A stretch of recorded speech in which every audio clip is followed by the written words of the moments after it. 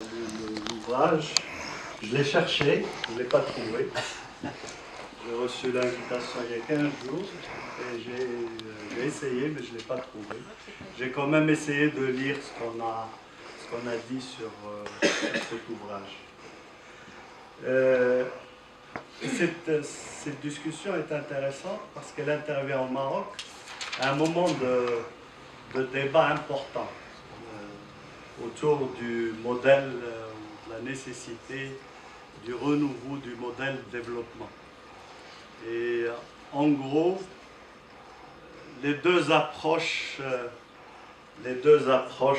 néoclassiques ou keynésiennes se confrontent dans ce débat.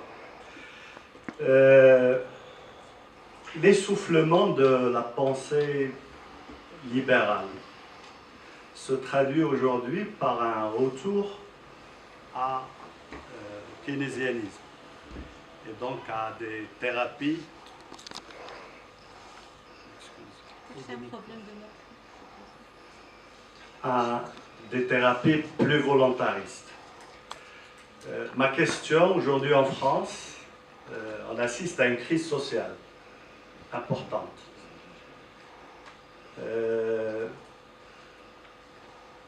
Quelle est la marge de manœuvre de la thérapie keynésienne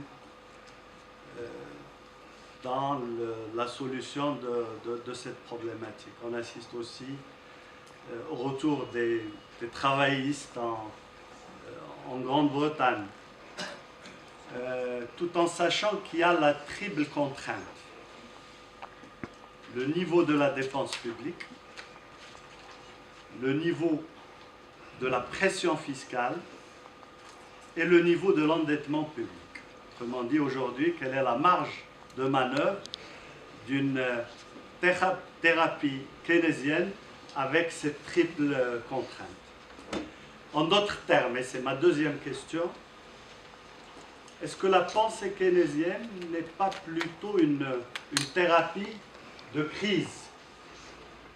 Et lorsque vous avez fait votre exposé, en voulant expliquer les fondamentaux de la pensée post-keynésienne, vous avez donné un exemple d'analyse de crise, et à partir de la crise, vous avez mis en relief les fondamentaux.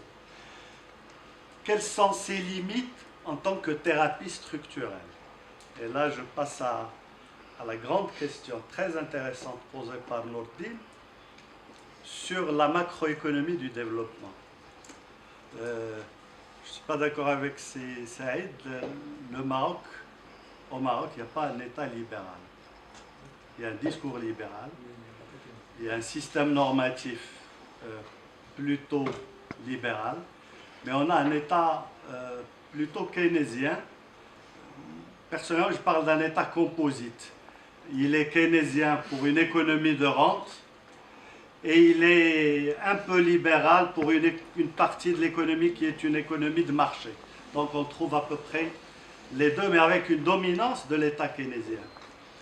Mais malgré l'essor de l'investissement public et de la FBCF au Maroc pendant 2 décennies, les effets multiplicateurs ont été réduits, ont été modestes. Et l'ICOR, l'indice qui essaie un peu de mesurer le coût de la croissance en termes d'investissement, est très élevé. Et je pense, et là, moi je pense que c'est à nous de le faire, Nourdine. Moi je pense qu'il y a eu un bon keynésien au Maroc, mais il n'a pas été approfondi. Et c'est Aziz Blel.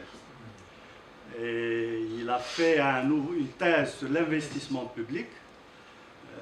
La plupart des économistes qui ont siégé au gouvernement, et personnellement, j'ai eu le privilège de les observer pendant une longue durée au Parlement.